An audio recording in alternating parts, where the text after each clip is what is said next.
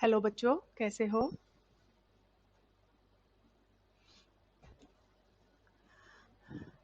आज मैं तुम्हारे जो सिल्वर वेडिंग वितान का पाठ है उसके प्रश्न उत्तर कराती हूँ।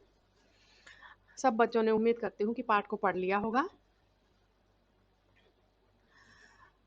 और बहुत सारे बच्चों ने जो तुम्हारा हिंदी का टेस्ट था वो नहीं दिया। बड़े दुख की बात है बेटा। ये नंबर तुम्हारे पेपरों में जोड़े जाएंगे। जिन किसी बच्चे ने भी पेपर नहीं दिया है हिंदी का, वो सब बच्चे आज अपना फिर से वो साइट खोलेंगे और उसमें से टेस्ट देंगे दोबारा से। तो आज हम अभ्यास के प्रश्न उत्तर करते हैं। पहला प्रश्न है, यशोधर बाबू की पत्नी समय के साथ ढल सकने में सफल होती है, लेकिन यशोधर बाबू असफल रहते हैं, ऐसा क्यों? तो हम बताएंगे। तुमने देखा होगा, पाठ के में पढ़ा होगा कि यशोधर बाबू क्या है, पुराने विचारों के हैं। और वो किसके अनुसार चलते थे? किशनदा, जो उनके दोस्त थे, जिनके पास आकर यशोधर बाबू बचपन में 10वीं कक्षा के बाद ही रहने लगे थे और वहीं पर उन्होंने उनको नौकरी लगवाई थी। उनके विचारों का यशोधर बाबू के ऊपर बहुत अधिक प्रभाव पड़ा था। तो हम कहेंगे यशोधर बाबू की पत्नी समय के अनुसार ढल सकी थी, लेकिन यशोधर बाबू नहीं, क्योंकि उनके ऊपर किशनदा के विचारों का बहुत अधिक प्रभाव था। किशनदा पुराने विचारों के व्यक्ति थे। तो हर कार्य करने से पहले यशोधर बाबू ये सोचते थे कि किशनदा अगर मेरे स्थान पर होते तो वो क्या करते। तो वो इसलिए अपने आप को बदलना नहीं चाहते थे, पुराने रीति रिवाजों को मानते थे, समाज को मानते थे। लेकिन उसके बच्चे इस हिसाब से नहीं चलते थे। लेकिन उसकी पत्नी समय के अनुसार अपने आप को ढाल सकी थी, क्योंकि जब उसकी शादी हुई थी तो वो संयुक्त परिवार में आई थी, जिसे हम आजकल क्या बोलते हैं, ज्वाइंट फैमिली बोलते हैं। संयुक्त परिवार में आई थी। उस समय उसे वो सब कुछ करना पड़ता था जो उसके बड़े बुजुर्ग, उसकी ताई जी और ताऊ जी वो चाहते थे। उसकी जो भी इच्छाएं थी वो मन में ही रह गई थी। इसलिए वो अपनी जो जवानी में इच्छाएं पूरी नहीं कर सकी थी, अब वो अपने बच्चों के साथ वो सारे कार्य करके अपनी इच्छाओं को पूरा कर रही थी। और यशोधर बाबू के बार बार टोकने पर भी वो कह देती थी कि पहले तो तुम्हें मुझे कुछ करने नहीं दिया और अब मेरे बच्चों को कुछ नहीं कहोगे। ऐसा कहकर वो उन्हें चुप करा देती थी। तो इस प्रकार से यशोधर बाबू पुराने विचारों के होने के कारण अपने आप को समय के अनुसार नहीं डाल पाए थे, जबकि उसकी जो पत्नी थी वो अपने आप को समय के अनुसार ढाल सकने में सफल हो गई थी। अब प्रश्न है 2। पाठ में जो हुआ होगा वाक्य को आप कितनी अर्थ छवियां खोज सकते हैं? जब किशनदा की मृत्यु हो गई थी और किशनदा की मृत्यु के बाद जब यशोधर बाबू को काफी समय के पश्चात पता चला कि किशनदा की मृत्यु हो गई है, तो उनकी जान पहचान वालों से जब ये पूछा कि उनको क्या हो गया था, तो किशनदा ने क्या था, कभी शादी नहीं की थी, अकेले थे। जब तक नौकरी करते थे उनके आसपास सभी मंडराते रहते थे पैसों के लालच में। लेकिन जिस प्रकार से वो अकेले अपने आप को महसूस करते होंगे, बीमार हुए होंगे या कैसे उनकी मृत्यु हुई होगी, किसी को कुछ भी नहीं पता चला। और उनके जो रिश्तेदार थे उन्होंने भी जो हुआ होगा, यानी हमें क्या पता, कुछ हुआ होगा और उनकी मृत्यु हो गई होगी कहकर टाल दिया था। तो इसका अर्थ क्या है, यानी जो व्यक्ति अकेला होता है, जिसके आसपास कोई नहीं होता, जिसका परिवार नहीं होता, जिसको संभालने वाले कोई नहीं होते, जब उनको उसकी ज़रूरत होती है तो उनका ऐसा ही होता है। इस पाठ के माध्यम से, इस वाक्य के माध्यम से यही बताने की कोशिश की गई है कि मनुष्य अपने उन दिनों को तो अकेला काट सकता है जब वो जवान होता है या जब उसके पास पैसे होते हैं, जब उसके चारों तरफ कोई ना कोई लोग अपने कार्य को पूरा कराने के लिए मंडराते रहते हैं। लेकिन जब वो बूढ़ा हो गया था, उसकी तनख्वाह भी नहीं आती थी, थोड़ी बहुत जो पेंशन आती थी, और उस बुढ़ापे के समय में जब उन्हें औरों की ज़रूरत थी तो उसके पास कोई भी नहीं फटकता था। तो इसलिए हर व्यक्ति, उसके रिश्तेदार ने भी यहाँ तक की उसकी मृत्यु। तो इस प्रकार से कहा जा सकता है कि व्यक्ति कितना स्वार्थी है और वो अपने आप को जब ज़रूरत होती है तभी उनके पास जाते हैं, बाकी उनकी तरफ ध्यान नहीं देते हैं। प्रश्न नंबर 3 है, सम हाउ इम्प्रॉपर वाक्यांश का प्रयोग यशोधर बाबू लगभग हर वाक्य के प्रारंभ में तकिया कलाम की तरह करते हैं। तकिया कलाम का मतलब है कि कोई वाक्य शुरू करने से पहले कोई एक शब्द को या दो शब्दों को बार बार दोहराने की किसी की आदत होती है। तो यशोधर बाबू सम हाउ इम्प्रॉपर वाक्यांश को बार बार दोहराते थे। तो इस वाक्यांश का उनके व्यक्तित्व और कहानी के कथन से क्या संबंध बनता है? दोनों का बताने के अनुसार भी बताना है और उनके व्यक्तित्व के अनुसार भी बताना है।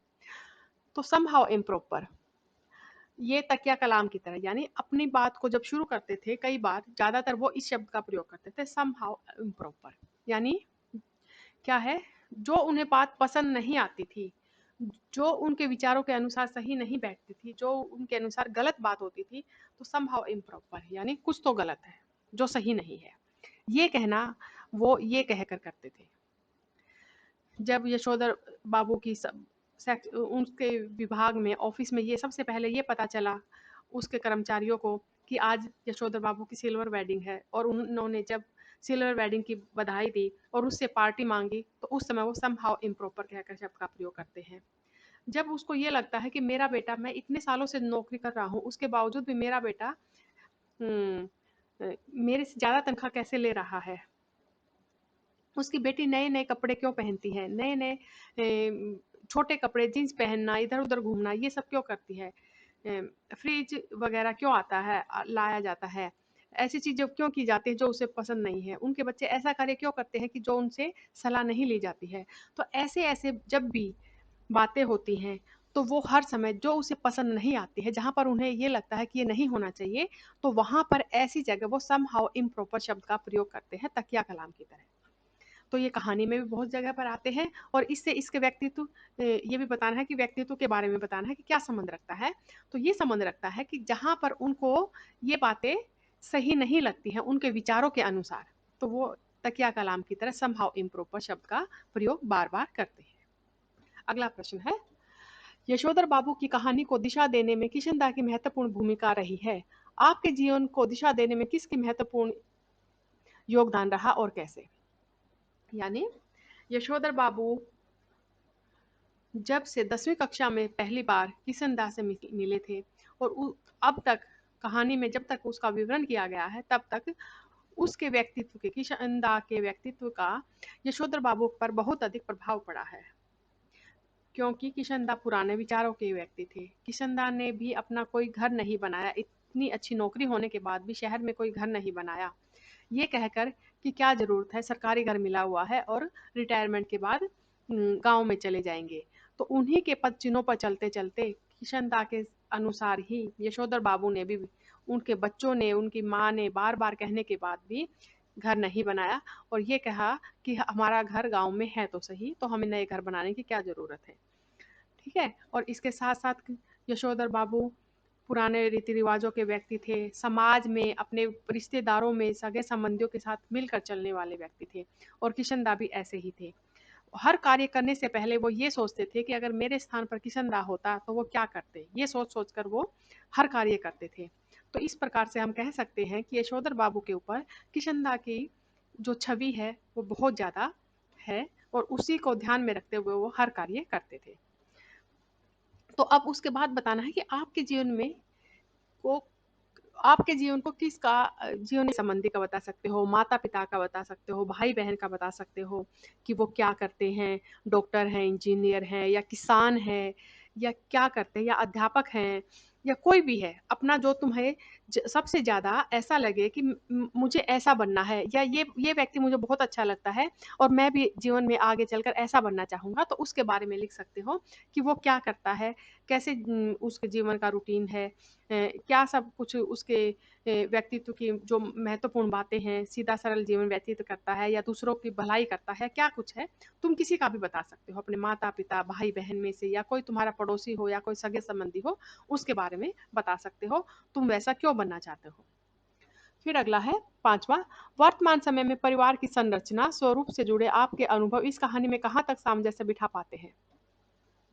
यानी इसका मतलब क्या है कि वर्तमान समय में परिवार की संरचना और स्वरूप से जुड़े आपके अनुभव इस कहानी में कहाँ तक सामंजस्य बिठा पाते हैं। कहने का तात्पर्य क्या है कि जिस प्रकार से यशोधर बाबू के परिवार इतना पढ़ा लिखा होते हुए भी, उनके बच्चे इतने अच्छे नौकरियों पर और इतने पढ़े लिखे होते हुए भी इतनी ये करता था, दूसरा बेटा का भी एक बहुत अच्छा पेपर क्लियर हो गया था, लेकिन वो और अच्छा ऊपर पदवी पर जाने के लिए और अच्छी मेहनत कर रहा था। एक उसका बेटा दूसरे देश में जा चुका था, बेटी ने भी डॉक्टरी करके वो उच्च शिक्षा के लिए वो इंग्लैंड जाना चाहती थी। यानी इतना सब कुछ होने के बाद भी वो लोग आपस में अपने विचारों का सामंजस्य नहीं बिठा पाए। वो पीढ़ी का अंतराल, एक दूसरे की भावनाओं का ना समझ पाना इस कहानी में दिखाया गया है। तो हम भी बता सकते हैं कि हमारे अनुभव, हमारे आसपास के, हमारे परिवार के जो अनुभव हैं, वो किस प्रकार से हमारे इस कहानी के अनुसार सही बैठते हैं, हमने वो बताना है। प्रश्न नंबर 6, निम्नलिखित में से किसे आप कहानी की मूल संवेदना कहोगे या कहोगे? सबसे पहला क्या है? हाशिए पर धकेले जाते मानवीय मूल्य, पीढ़ी का अंतराल और पाश्चात्य संस्कृति का प्रभाव। तो हम सबसे ज़्यादा तो पीढ़ी का अंतराल और दूसरे नंबर पर हाशिए पर धकेले जाते मानवीय मूल्य। क्यों? क्योंकि देखो, जो पीढ़ी का अंतराल है, ये देखा गया है कि बच्चे इतने ज़्यादा पढ़े लिखे होते हुए भी अपने पिता का कहना नहीं मानते हैं, उनकी भावनाओं को नहीं समझते हैं, हर कार्य को पूछे बिना वो अपना अहम आगे लाते हैं, अपने पैसे की धौंस जमाते हैं, और ये कहते हैं कि घर में एक नौकर रख लो, पैसे मैं दे दूंगा।